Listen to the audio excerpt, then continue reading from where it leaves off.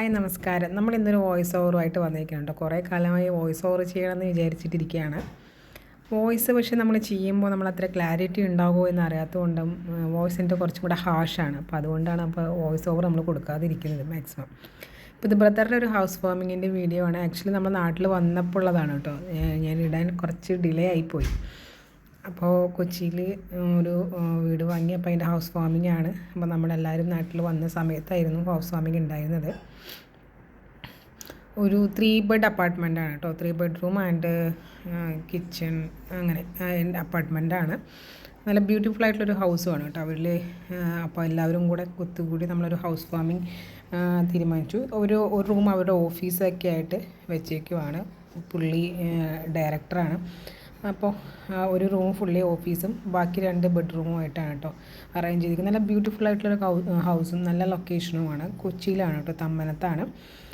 Balcony അതേപോലെ തന്നെ നല്ല സ്പേഷ്യസ് ആയിട്ടുള്ള ബാൽക്കണിയും കാര്യങ്ങളൊക്കെ ആയിട്ട് ഒരു അടിപൊളി ഒരു 3 BHK അപ്പാർട്ട്മെൻറ്റാണ്.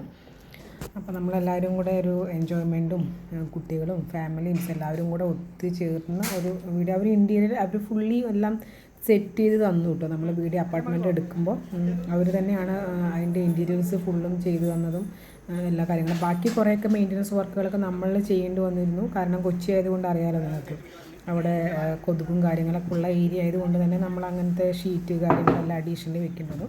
അപ്പോൾ ഹൗസ് വാമിങ്ങിൻ്റെ ഭാഗമായിട്ട് പുറത്ത് പോയിട്ട് വെള്ളം നാട്ടിൽ നിന്നാകുമ്പോൾ കിണറൊന്ന് കോരിയെടുത്ത് വെള്ളം കൊണ്ട് വീട്ടിൽ വന്ന് വെള്ളം കാച്ചുക അങ്ങനെയൊക്കെയുള്ള സിസ്റ്റംസാണ് കേട്ടോ. കറക്റ്റ് എൻ്റെ ഒഫീഷ്യലി എനിക്ക് പറഞ്ഞു തരാൻ അറിയില്ല.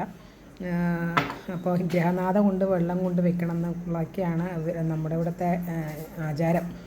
അപ്പോൾ അതൊക്കെ കൊണ്ട് വെച്ച ശേഷം പാലൊക്കെ കാച്ചാൻ വിളക്കൊക്കെ വെച്ച് എല്ലാവരും പാല് കാച്ചാനുള്ള സെറ്റപ്പും പൂജയും കാര്യങ്ങളൊക്കെ ആയി. പിന്നെ എല്ലാവരും വന്ന് വീട്ടിൽ ഫ്രണ്ടിൽ നിലവിളക്ക് കൊടുത്ത് ഐശ്വര്യം കൊണ്ടുവരണമല്ലോ.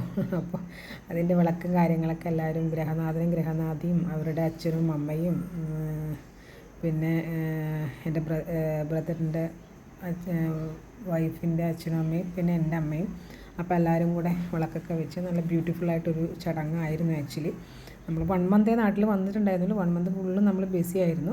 പക്ഷേ നല്ല എല്ലാവരും കൂടെ ഒത്തൊരുമിച്ച് കൂടിയൊരു ഫങ്ഷൻസ് നമുക്കും കിട്ടിയിട്ട് കുറേ കാലത്തിന് ശേഷം. അപ്പം അങ്ങനെ ഹൗസ് വാമിംഗ് കഴിഞ്ഞ് ഒരു കുഞ്ഞു ബേബിയും കൂടെ ഉണ്ട്. ഇപ്പോൾ ഏകദേശം അവൾ ജനിച്ചിട്ടൊരു 2 മന്ത്സ് ആയിട്ടുണ്ടായിരുന്നുള്ളൂ. 2 മന്ത്സോ 3 മന്ത്സ് അത്ര ആയിട്ടുണ്ടായിരുന്നുള്ളൂ. അപ്പോൾ ഇതാണ് നമ്മുടെ നാട്ടിലേക്കുള്ള ഹൗസ് വാമിങ്ങിൻ്റെ വിശേഷങ്ങൾ. അപ്പോൾ പാല് തിളപ്പിക്കലും കാര്യങ്ങളും കുട്ടികൾക്കും ഭയങ്കര എൻജോയ്മെൻറ്റൊക്കെ ആയിരുന്നു. അങ്ങനെ അവർ പാല് തിളപ്പിച്ച് ഇങ്ങനെ തിളച്ച് പൊന്തണം എന്നുള്ളതൊക്കെ ഉണ്ടല്ലോ. എവിടേക്ക് ഇടതുവശത്തോ വലതുവശത്തേക്കോ എന്താണെന്ന് കറക്റ്റ് എനിക്കറിയില്ല. പാല് മൊത്തത്തിലും ഫുള്ളായിട്ടും തിരിച്ചൊപ്പാക്കി. ഇതൊക്കെയാണ് ഇപ്പോൾ നമ്മുടെ ഹൗസ് വാമിങ്ങിൻ്റെ വിശേഷങ്ങൾ. Thank you so much. നിങ്ങൾ വീഡിയോ കാണുന്നുണ്ടെങ്കിൽ കമൻറ്റ് അടിക്കും.